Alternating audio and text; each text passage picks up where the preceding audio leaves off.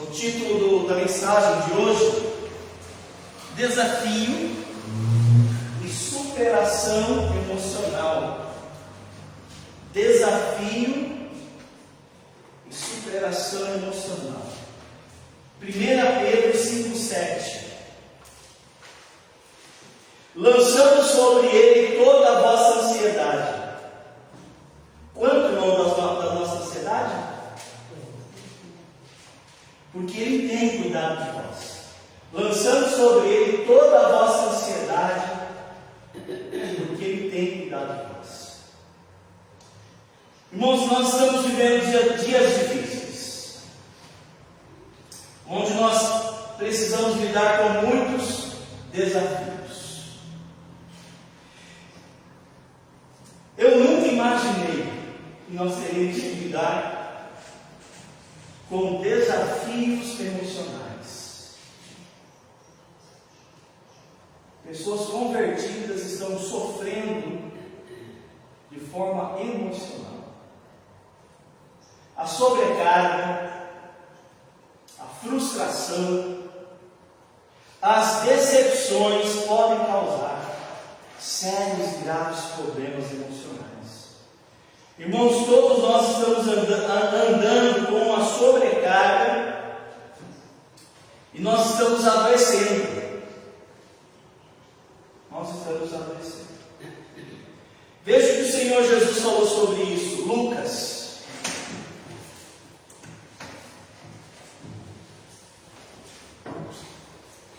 Lucas capítulo 12, versículos 22 a 34.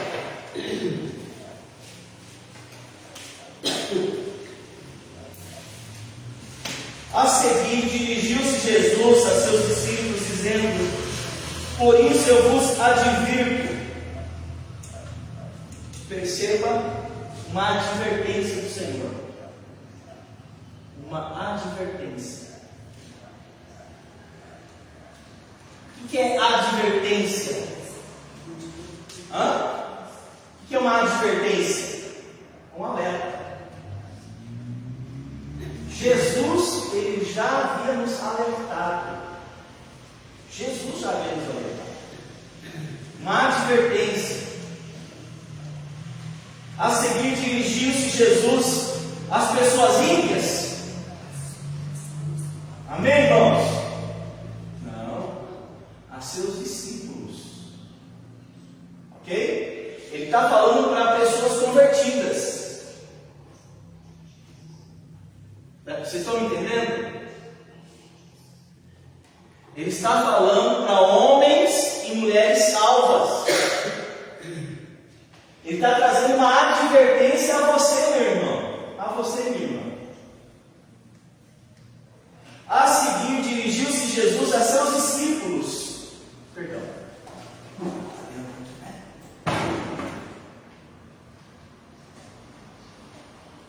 Dizendo: por isso eu vos advirto, não andeis ansiosos pela vossa vida. Ele está tratando sobre um assunto aqui, né?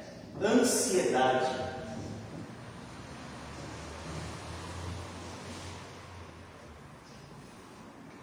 Eu falei no início, eu nunca imaginei que nós teríamos que lidar com problemas emocionais. Mas Jesus já sabia disso há 2000 anos atrás. Que o povo de Deus iria andar preocupado em relação à vida. Não andeis ansiosos pela vossa vida, quanto ao que haveis de comer, nem pelo vosso corpo, quanto ao que haveis de vestir, porque a vida é mais do que alimento, e o corpo mais do que as vestes. Observai os corvos, os quais não semeiam, nem ceifam, não têm dispensa nem celeiros, todavia Deus os sustenta. Eu quero chamar a sua atenção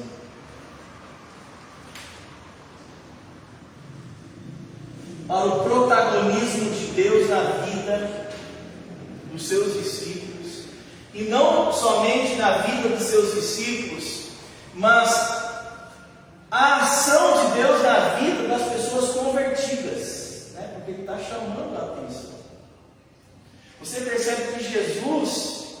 ele traz luz a uma ação divina na vida das pessoas convertidas, uma ação. E por alguma razão, a ansiedade, ela não me faz ver essa ação divina na minha vida. Por isso está chamando nossa atenção. Deus o sustenta. Eu gostaria que você subscrevesse essa palavra aqui. Sustenta. Deus sustenta. Deus vai sustentar. Se Deus sustenta os pássaros, por que é que Ele não vai sustentar vocês? Quanto mais valeis do que as aves, qual de vós, por ansioso que esteja, pode acrescentar um côvado ao curso da vida? Se, portanto, nada podeis fazer quanto às coisas mínimas, por que andais ansiosos pelas outras? Observai os lírios, eles não fiam nem tecem. Eu, contudo, vos afirmo que nem Salomão, toda a sua glória, se vestiu como qualquer deles. Ora, se Deus veste, perceba, meus irmãos, mais uma vez, o nosso Senhor chamando a nossa atenção para a ação divina sobre sua criação, fazendo esse contraponto em relação às pessoas convertidas.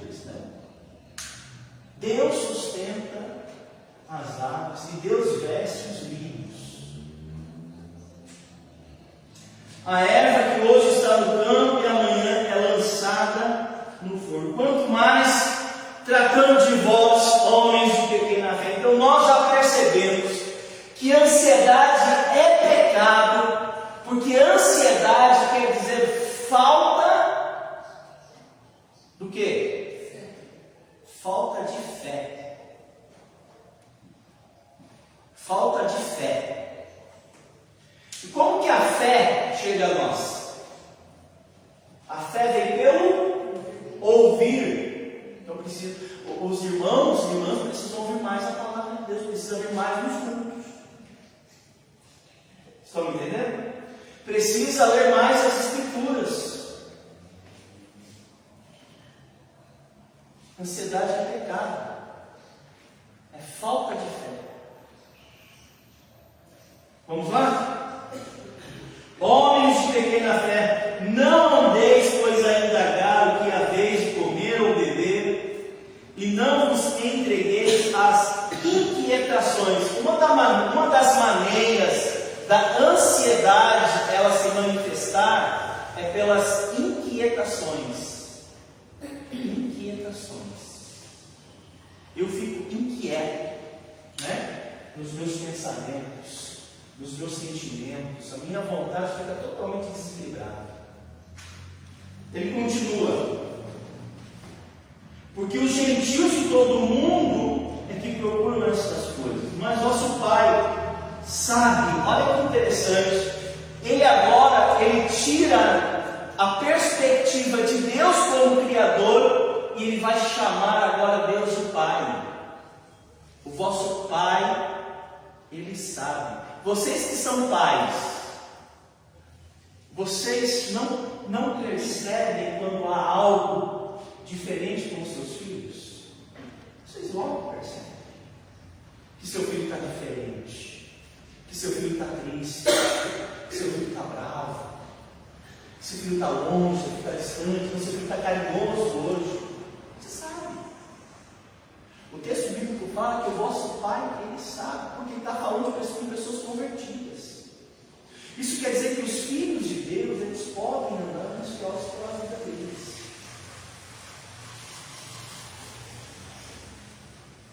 Vamos lá? Vosso Pai sabe que necessitais delas. Buscai antes de tudo o seu reino. Então ele pede para a gente, aqui, eu nem entrei na pregação, viu, gente? Isso aqui é só o preâmbulo da pregação. Ele vai pedir para que eu faça uma coisa. Ao invés de ficar preso na minha ansiedade,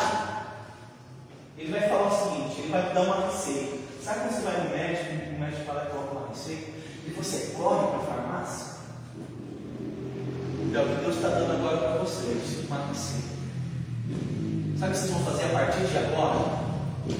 Vocês vão buscar o reino de Deus.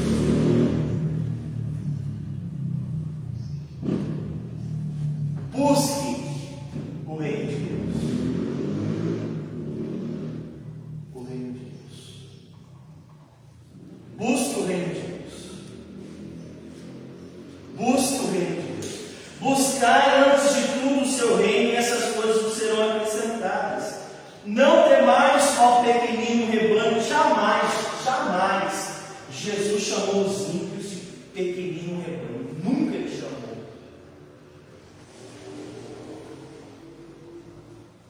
Porque o vosso Pai se agradou em dar-vos o seu reino. Vamos orar. Querido Deus, eu sei que nós estamos aguentados. Sei que emocionalmente muitos irmãos estão adoecidos emocionalmente, por causa da sobrecarga, por causa das decepções. São tantas as coisas, ó Deus, que nos sobrevêm, frustrações. E às vezes nós ficamos um pouco desencantados com a vida, desiludidos com a vida. Obrigado, Pai, pela revelação da palavra do Senhor. Eu peço que a Tua palavra venha de encontro às nossas necessidades de modo muito concreto. Que ninguém aqui saia com a menor possibilidade de dúvidas em relação àquilo que eles têm que fazer. Ó, querido Deus, nos ajude. Pedimos essas coisas em nome de Jesus. Amém. Irmãos, nesse trecho, Jesus ele destaca aí alguns efeitos devastadores da ansiedade. A ansiedade ela é devastadora. Ela vai destruir você.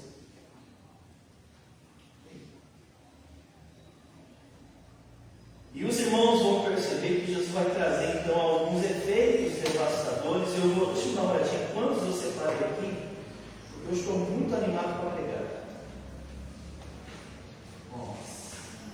Só são duas. São dois efeitos, então apenas dois hoje.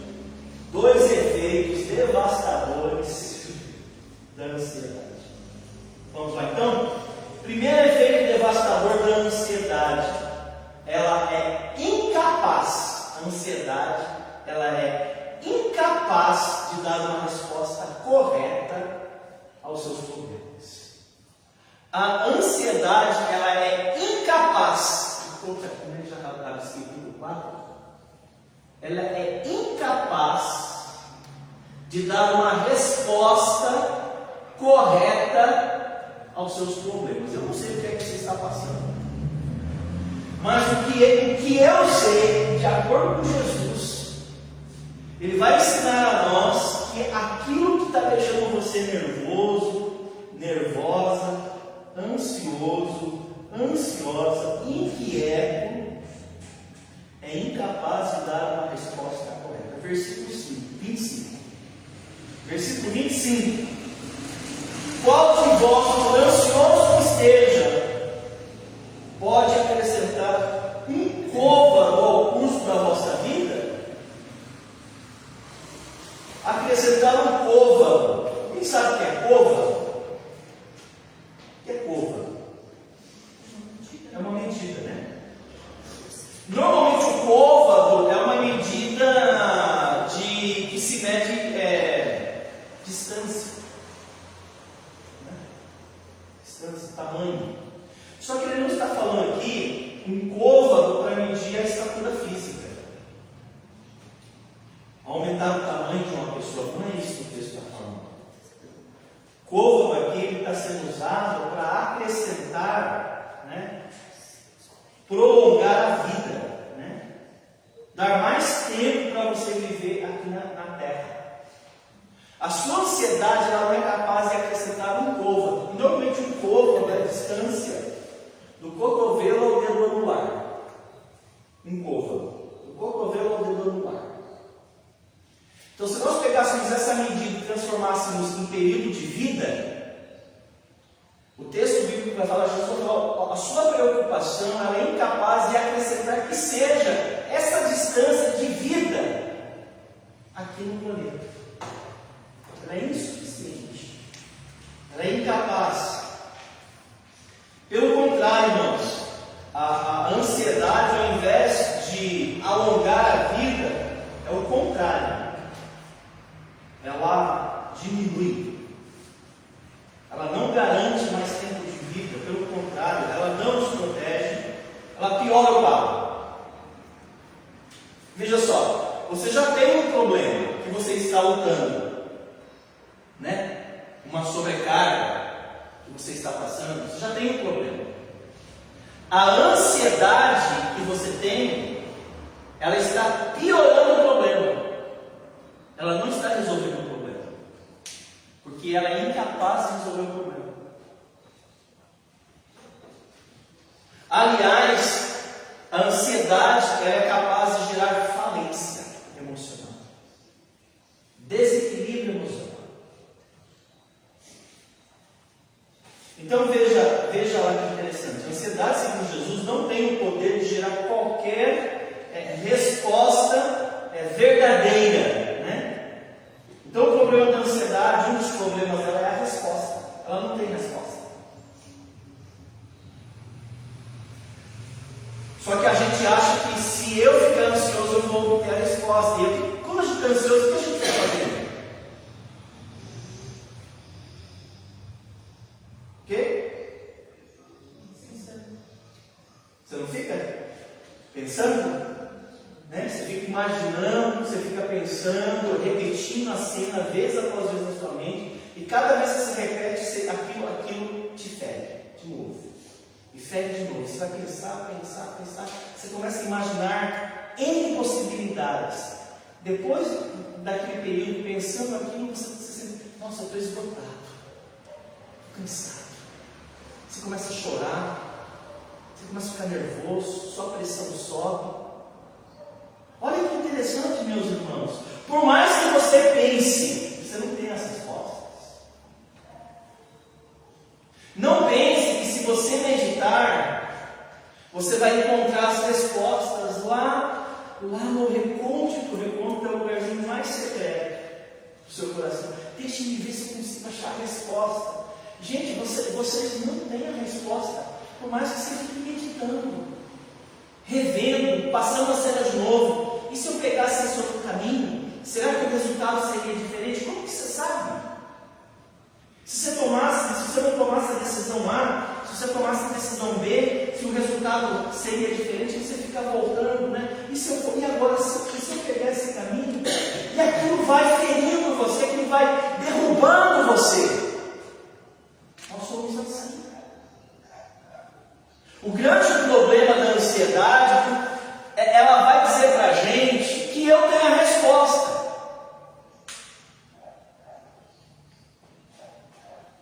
Que eu tenho a solução. E você está se matando. Irmãos, tem coisas que estão para além da nossa capacidade. Você está forçando a barra.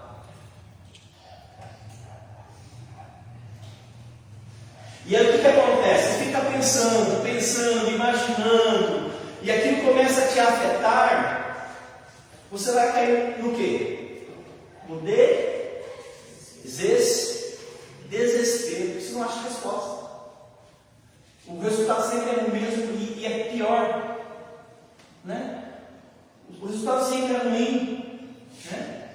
Porque a ansiedade ela não tem a resposta que eu preciso, né? A ansiedade ela não tem a solução. Não tem, irmãos. Aí o que acontece? Eu estou sofrendo antecipadamente por um problema que eu mesmo criei na vida, porque eu tenho um problema. Aí eu estou tentando achar a resposta. Aí as respostas são todas ruins. Você percebe que a ansiedade nunca traz uma resposta boa? São respostas ruins. Aí você tem um tanto de respostas ruins. Aí você olha para essas respostas ruins e você começa a sofrer antecipadamente. Você se antevê aqueles problemas, mas esses problemas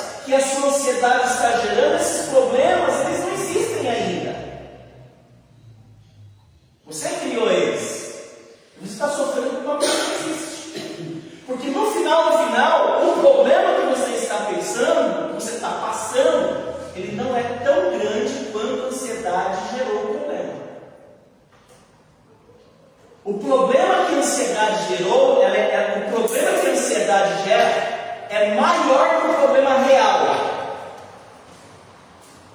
Nós temos que tomar cuidado. Porque você pode morrer por um problema que nem existe, mas que você mesmo está criando. A ansiedade, irmãos, ao invés de alongar a vida, ela encurta. Sabe por quê? Porque no final você começa a lutar contra as respostas ruins que você está tendo, e aquilo está minando sua energia, está destruindo a tua fé, aquilo está lançando você para o buraco, aquilo vai lançar você para uma clínica, ou vai jogar você para um hospital. Interessante que a ansiedade mata os nossos sonhos. Sabe, porque nós temos sonhos. Não estou falando de sonhos absurdos. Estou falando de projetos de vida. A ansiedade mata porque ela apaga todos os nossos projetos. Nós temos tantos projetos pessoais, projetos familiares, projetos dos nossos filhos, projetos espirituais. A ansiedade apaga, joga para longe todos os nossos sonhos. Porque a gente só está focando agora no problema gerado pela ansiedade, que não é nem um problema em si. Ela enfraquece a nossa fé. Ela tira a nossa confiança de quem tem de fato a resposta. Só Deus tem a resposta, meus irmãos. Por isso você tem que ouvir a palavra de Deus. Só Ele tem a resposta. Ela nos empurra para uma vida apequenada, insignificante, medíocre, uma vida hostil. Sabia que a palavra ansiedade, ela tem origem numa expressão saxônica? E a palavra é estrangular? Sabe o que é estrangular? É apertar tanto o pescoço que você não consegue mais respirar. Aliás, nas lutas de contato, um dos golpes mais eficazes é chamado mata-leão, onde a pessoa que está em combate, ela vai pelas costas da pessoa, ela vai colocar essa parte do antebraço no pescoço, no pilote, com a outra mão ele vai trancar. A pessoa desmaia. Esse ato é a ansiedade. Ela está te matando. E você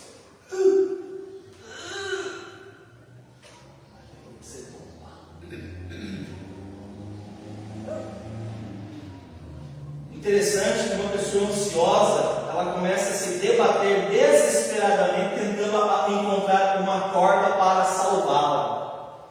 Só que a ansiedade, ela é tão mentirosa que quando você encontra a corda, sabe, porque você fica imaginando os problemas, você fica pensando neles, você está sofrendo não pelo problema, mas pelas respostas ruins que a ansiedade está gerando. Aí até que você consegue achar uma solução para o problema. Estão pensando comigo? Você pega na corda, quando de fato você a alcança e você puxa para tentar sair, você percebe que a corda está solta. Não tem nada segurando do outro lado. E você cai no desespero de novo. É maldito isso, gente. Isso é maldito. Normalmente a ansiedade ela é gerada por dois gatilhos. Uma pessoa ansiosa, ela tem um problema, mas a ansiedade ela é disparada, ela é acionada por dois gatilhos. O primeiro gatilho é chamado medo.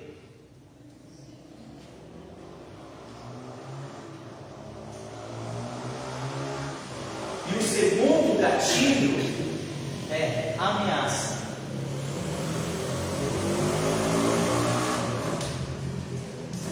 Nós temos medos.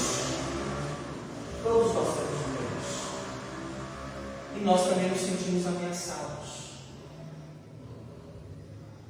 Eu vou te dar pelo menos 7 áreas que todos nós somos iguais aqui. Que nós temos medo e nós nos sentimos ameaçados. 7 áreas. Número 1, saúde. Nós temos medo de perder saúde. Nós temos medo de lidar com uma pessoa próxima doente. Nós temos medo. E nós nos sentimos ameaçados. Saúde. Número 2, trabalho. Nós temos medo de não ter trabalho. Nós nos sentimos ameaçados se eu ouvir a possibilidade de que vai haver corte na empresa. Eu adoeço se eu não conseguir trabalhar. Eu sei que algumas pessoas não gostam de trabalhar, mas tem pessoas que precisam do trabalho. Não tem outra renda, não tem outra fonte. Terceira área, casamento. Casamento. O casamento gera medo e eu posso estar me sentindo ameaçado a perder o meu casamento. Quem tem problemas conjugais, um dos cônjuges, pode ter certeza, sofre de ansiedade. Casamento. Quarto, criação de filhos. Filhos, né, quando é pequenininho, essa frase não é minha, tá? É de um outro pregador. Ele falava assim: quando é pequenininho, dá vontade de comer. Né? Eu sou filho, né?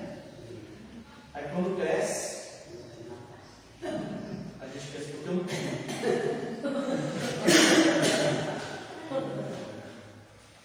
Filhos geram preocupações por toda uma existência. Assim, os pais pensam, né? Não vejo a hora de crescer. Aí cresce, o problema continua. Eu não vejo a hora dos meus filhos se casarem.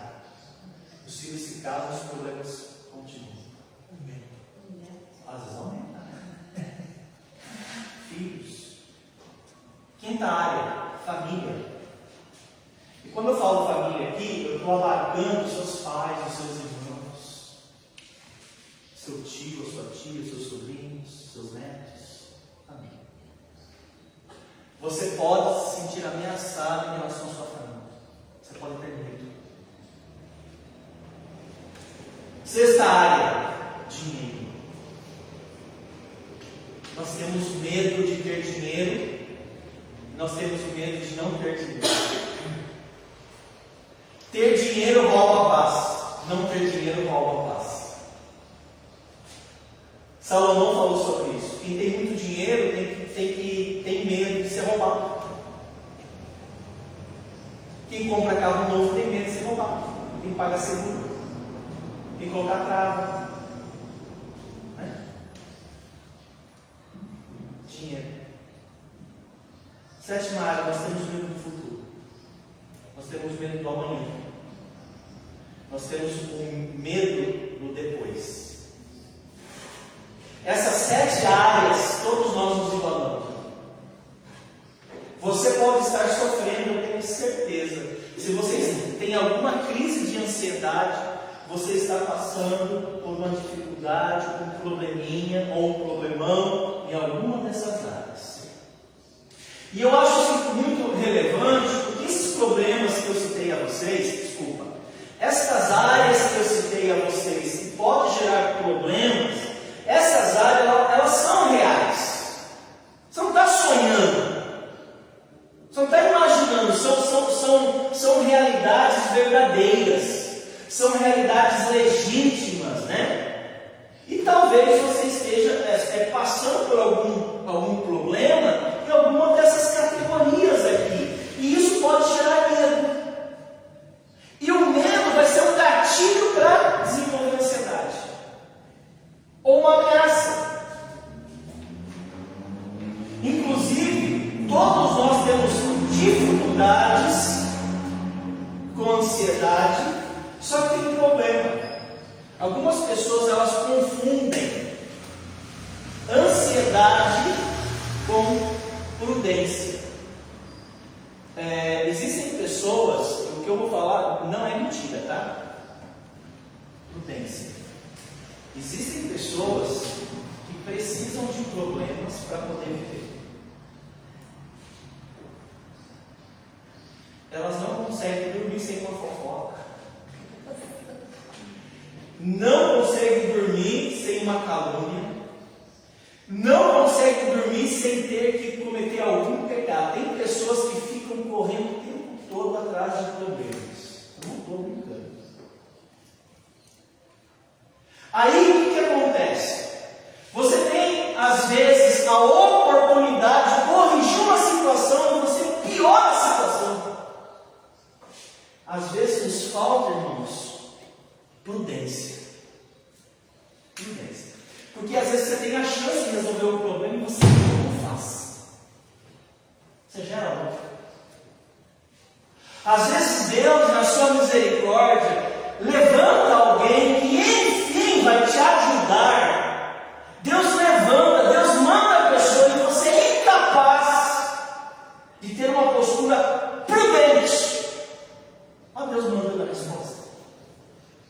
E você vai, pega aquele problema, tira de lá e você gera outros problemas que nem existem.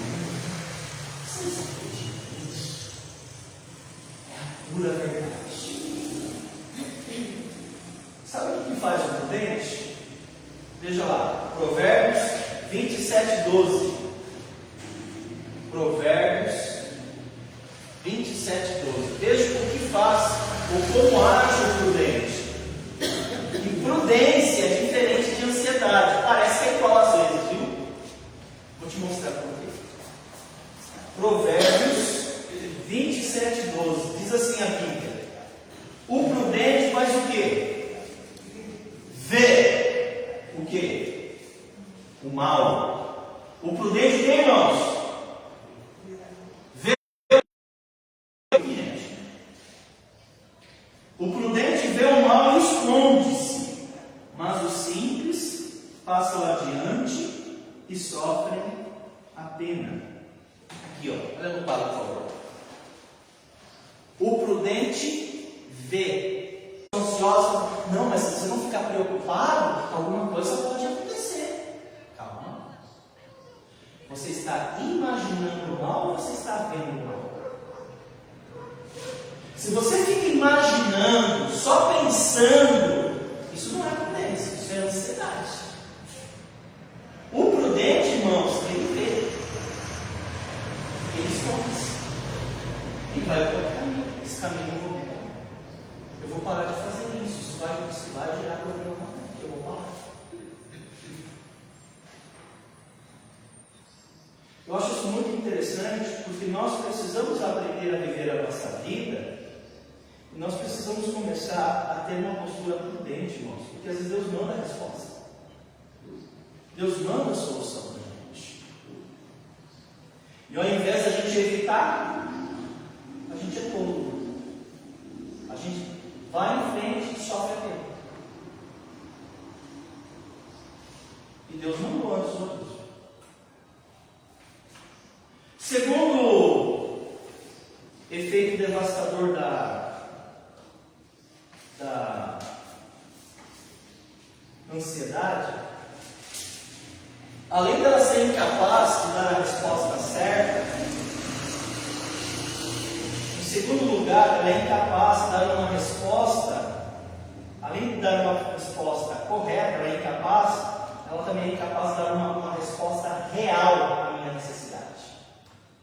Real, correta, ela é incapaz, e real à minha necessidade. O que eu quero dizer com isso?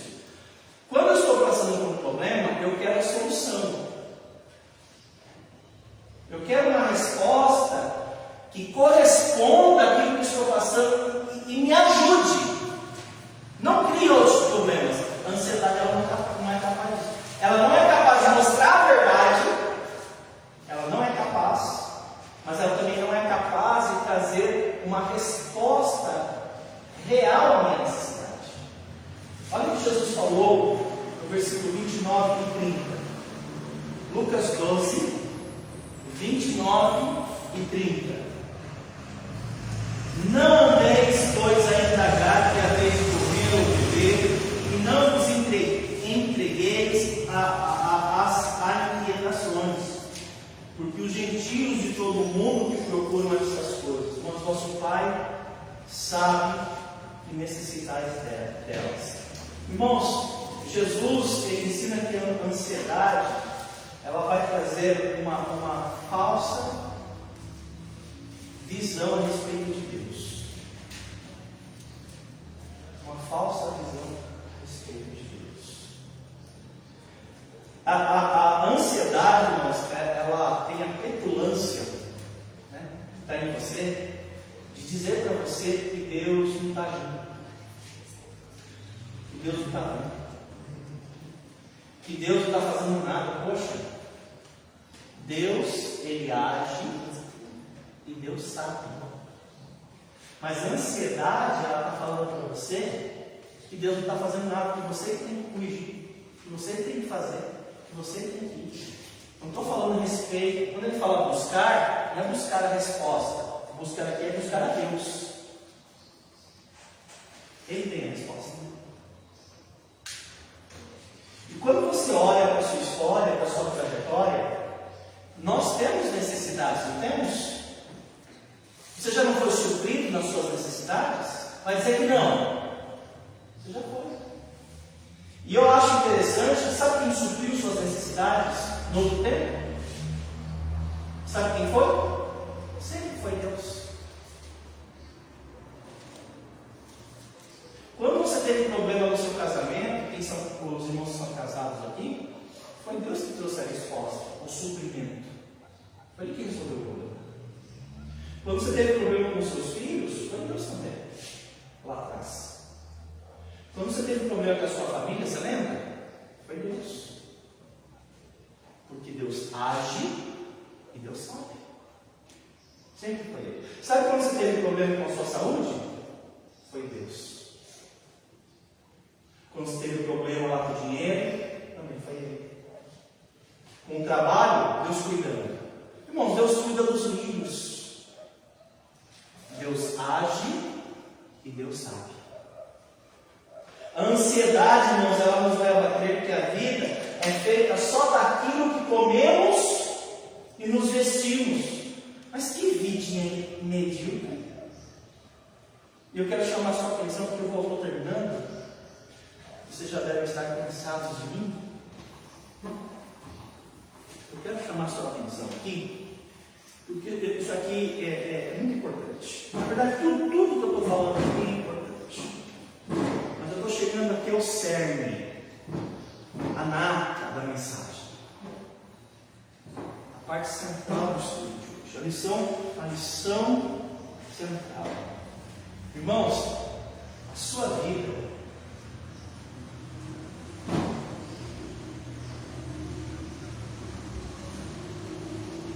família é importante? É? Casamento é importante? Lógico que é. Filhos são? Ah não, filhos não. Filhos são. Trabalho. Nossa, trabalho é muito importante, né? Dinheiro também. Não vou falar que eu amo. Dinheiro, saúde.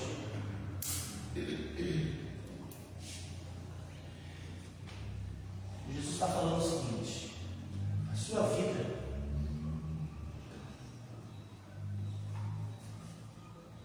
não se resume nisso.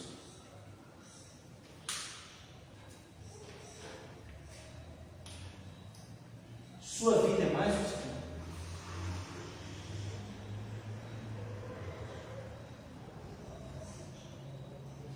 se você focar sua vida nisso,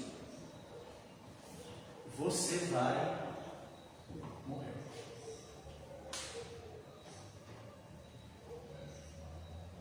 Sabe qual deve ser o propósito da sua vida?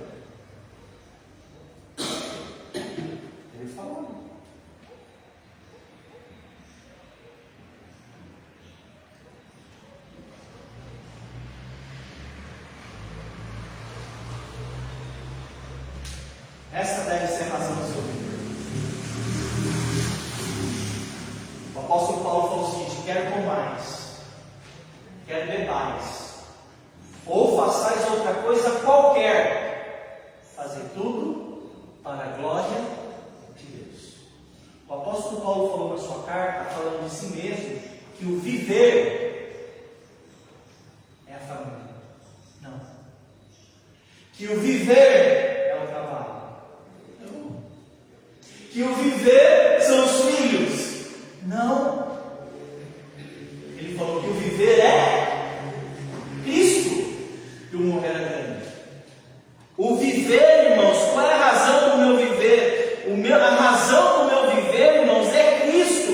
Se você tira isso, você tem uma vida apequenada.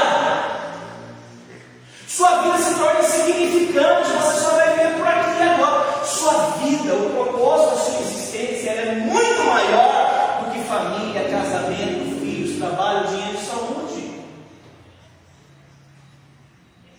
Quando você entende que você deve glorificar a Deus, aí faz sentido você correr atrás da sua família.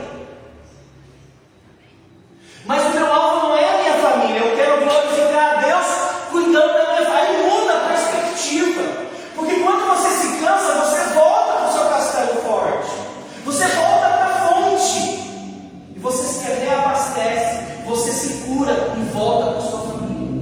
Mas você não pode achar que a sua família é a sua razão de viver, porque tu vai morrer antes do tempo. Você deve glorificar a Deus no seu casamento. Deus deve ser a pessoa principal do seu casamento. Senão seu casamento vai definhar. Você deve glorificar a Deus na vida dos seus filhos. Por que eu vou investir na vida dos meus filhos? Porque eu amo a Deus. Se você perder isso, você vai ser pior que um pássaro. Veja o texto. Não andeis, pois, a indagar o que é a vez de comer ou beber. Ele colocou aqui o exemplo de comer e beber, mas eu poderia citar qualquer uma dessas coisas aqui. Ele deu um exemplo ali de coisas terrenas, comer e beber, mas ele poderia falar: não andeis a indagar com a sua família, ou pelo seu casamento, ou pelos seus filhos. E não vos entregueis às inquietações, porque veja só, meus irmãos, se a sua vida, se o propósito da sua existência é isso, você vai viver inquieto, porque você não vai conseguir encontrar respostas. Isso aqui, gente, é muito complexo. Um simples problema em qualquer uma dessas áreas destrói você. Joga você para a boca. Por isso que ele vai dizer: busque primeiro o reino de Deus e a sua justiça. Se você não entender isso, tu vai morrer. Busque em primeiro lugar o seu reino, e as demais coisas vos serão acrescentadas. Isso muda a perspectiva. Por que eu tenho que trabalhar? Eu tenho que trabalhar porque eu tenho que trabalhar. Não. Você trabalha porque você está glorificando a Deus. Você tem uma razão para levantar na segunda-feira e enfrentar, como acontece lá em São Paulo, às vezes 2 horas no circular para chegar ao trabalho. Mas por que eu tenho que lidar com a minha saúde? Porque você está glorificando a Deus. Por isso está cuidando da sua saúde. Ou por isso que você vai cuidar daquela pessoa que está lá enferma. Você vai lá para o hospital, você vai ficar lá acompanhando aquela pessoa, você vai mandar uma oferta. Eu estou fazendo isso não simplesmente pela pessoa, mas porque eu estou glorificando a Deus. A sua motivação é outra. Então busca o reino de Deus em primeiro lugar. Se você tirar Deus, tu está perdido. Porque você não tem as respostas. Só Ele tem. Amém, irmãos? Feche seus olhos. Baixe sua cabeça. Como que eu posso vencer a ansiedade? Jesus falou algumas verdades interessantes sobre a ansiedade. Primeira coisa que ele destacou foi que o vosso Pai, Ele conhece todas as vossas necessidades. Ele sabe. Versículo 30, vosso Pai sabe que necessitais delas. Deus conhece. Em segundo lugar, Jesus identificou parte de problemas. Ele falou, vocês têm pouca fé. É como se ele dissesse, vocês estão me buscando muito pouco. Quase nada. Você busca sua família, você busca seus filhos, trabalho, você fala. Você busca dinheiro o tempo todo. Mas e eu? Busque em primeiro lugar o meu reino. Às vezes a falta de fé é porque você não busca Deus. E eu acho muito interessante que ele nos chama a uma vida diferente, né? Quando ele fala buscar antes de tudo o seu reino e a sua justiça, é que talvez vocês não estejam fazendo, vocês acham que vocês estão fazendo. Então ele está chamando você ao arrependimento. Você precisa mudar. O seu propósito de vida precisa mudar. Você precisa falar igual Paulo. Viver para mim é Cristo. O morrer é ganho. Você precisa viver como ele falou. Quer comais, quer bebais. Ou façais. Você vai fazer o quê? Você vai poupar? Glorifica a Deus. Você vai trabalhar? Glorifica a Deus. Quer comais, quer bebais, ou façais outra coisa qualquer. Fazei tudo para a glória de Deus. Deus deve ser o propósito da sua vida. Aí você vai se sentir motivado a correr atrás, que você já está correndo. A diferença é que você vai ter as respostas. E se você não tiver as respostas, você ainda vai descansar. Porque você está descansando à sombra do Onipotente. O pastor Mário olhou para mim, a mensagem falou comigo hoje. Alguém assim? Amém.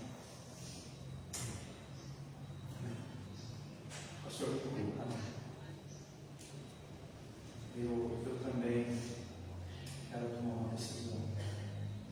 Eu entendi. Mais ou menos. Senhor Deus, obrigado pelos irmãos e irmãs que estão conosco, ouvindo Sua palavra. Pedimos ao Senhor que continue nos abençoando e que Tua palavra, Deus, possa ser a revelação verdadeira da nossa caminhada. O Senhor conhece esse pequenino rebanho.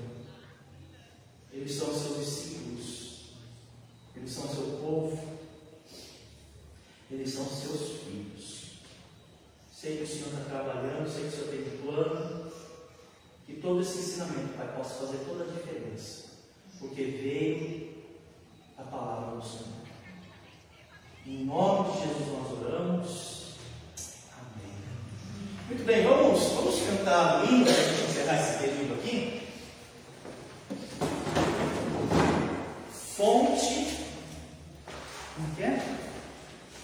Fonte, tudo, toda a bênção, né? Vamos cantar esse hino novamente para nós encerrarmos esse período. E aí nós vamos dividir para aquele período de oração, tá? As irmãs vão subir. Aí pode separar os dois pedidos para cada um orar, né? Pode ser uma coisa muito extensa e sem direção, os dois pedidos, e a gente encerra lá em cima com as irmãs, né? Os homens vão orar aqui também. Deixa eu ver aqui. Número 26. Vamos cantar a primeira estrofe, e após essa música, a gente está encerrando esse período. Eu já me despeço de você que esteve conosco nesta noite. Obrigado pela sua companhia e que a palavra de Deus tenha também visitado o teu coração. Vamos cantar. Número 26, apenas a